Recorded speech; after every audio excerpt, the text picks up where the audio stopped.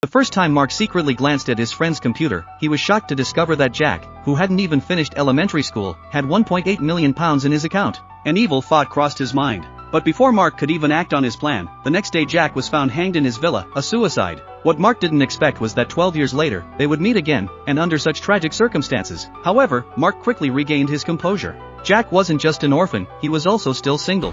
And since Jack's computer contained another £1.7 million, Mark decided to claim it for himself. He placed tape and plastic bags under the body, then cut the rope, letting the body fall into the plastic. Later that night, in the dead of darkness, Mark dragged Jack's body to a nearby lake.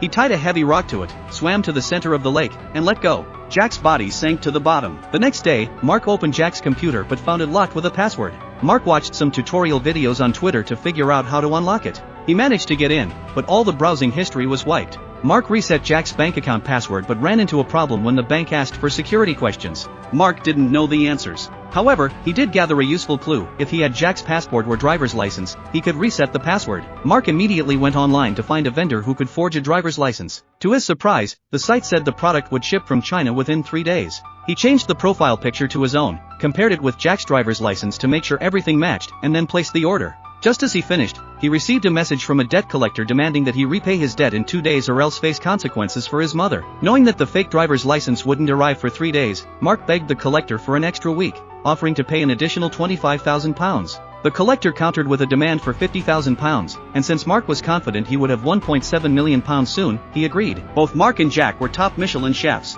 Mark had flown over to meet Jack, partly to escape his gambling problems and partly because Jack had invited him to collaborate. Their plan was to host private dinners for wealthy clients. Mark never imagined he'd end up with more than he bargained for.